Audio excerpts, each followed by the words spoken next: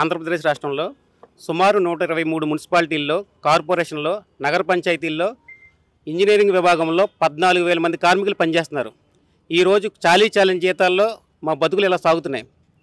దాదాపు రాష్ట్రంలో 30,000, 40,000 తీసుకునే అందరికీ సంక్షేమ పథకాలు వర్తిస్తున్నాయి. 13,000 రూపాయల జీతం తీసుకునే కార్మికుడికి ఎవరికి సంక్షేమ పథకాలు రావట్లేదు.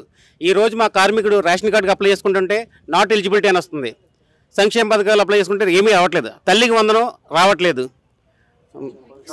పెన్షన్ మా ఇంట్లో తల్లిదండ్రులకి పెన్షన్ రావట్లేదు. మా ప్రధాన డిమాండ్ సంక్షేమ పథకాలు అమలు చేయాలి. మా జీతాలు పెంచాలి. టెక్నికల్గా 29,200, నాన్ టెక్నికల్గా 24,500 అమలు చేయాలి. మా ప్రధాన డిమాండ్ టెక్నికల్ జీతం, నాన్ టెక్నికల్ జీతం, సంక్షేమ పథకాలు, హెచ్ఆర్ పాలసీ అమలు చేయాలి. సమాన పనికి సమాన వేతనం ఇవ్వాలి.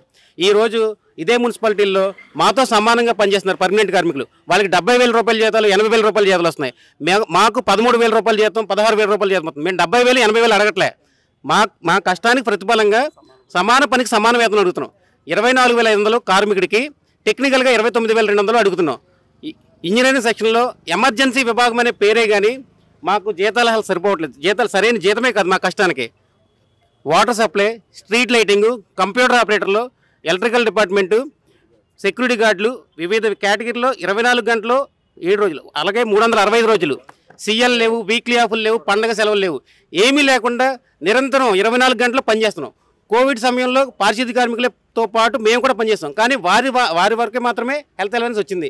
మా కార్మికుల్లో కూడా చాలామంది కోవిడ్ సెంటర్లో పనిచేసి కోవిడ్కి గురయ్యారు. అలాగే తుఫాన్లు, సైక్లోన్లు, ఆఖరికి మన విజయవాడలో వచ్చిన బుడమేరు వాగు వల్ల మునిగిపోవడం వల్ల దానికి కూడా మా కార్మికులు ఇక్కడి నుంచి వెళ్ళడం జరిగింది. కానీ ప్రభుత్వం మా కార్మికులను గుర్తించట్లేదు. దీనికి మా ప్రధాన డిమాండ్ మా జీతం పెంచాలి, సంక్షేమ పథకాలు అమలు చేయాలి. అలాగే మెప్మా డిపార్ట్మెంట్కి ఇస్తున్నట్టు హెచ్ఆర్ పాలసీ అమలు చేయాలి. అలాగే సీనియారిటీ ప్రాతిపదికన 10 సంవత్సరాలు పూర్తయిన ప్రతి కార్మికుడిని పర్మనెంట్ చేయాలి. అలాగే రిటైర్మెంట్ బెనిఫిట్స్ మా కార్మికుల్లో 60 సంవత్సరాలకే రిటైర్మెంట్ వస్తుంది. దాన్ని ప్రభుత్వ ఉద్యోగుల వలె మాకు కూడా 62 సంవత్సరాల వరకు పెంచాలి. 10 లక్షలు రిటైర్మెంట్ అయిన కార్మికుడికి 10 లక్షలు ఇవ్వాలి.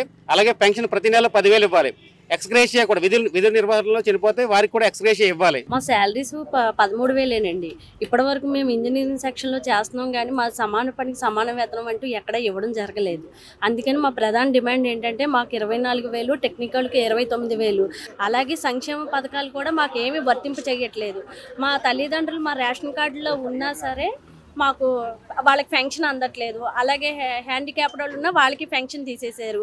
మా పిల్లలకేమో చదువుకున్న పిల్లలకి అమ్మఒడి వర్తించలేదు. గ్యాస్ బండ్లకి గవర్నమెంట్ నుంచి వచ్చే గ్యాస్ బండ్లకు కూడా మేము ఎలిజిబిలిటీ కాదు. కనుక మాకు ఇవన్నీ అమలు చేయాలని చెప్పి, అలాగే మెప్మా వాళ్ళలాగానే మాకు హెచ్ఆర్ పాలసీ కూడా అమలు చేయాలని చెప్పి మా ప్రధాన డిమాండ్లు మాట. ఇండియా పాకిస్తాన్ తాజా అప్డేట్స్ కోసం డౌన్లోడ్ చేసుకోండి RTV లైవ్ యాప్.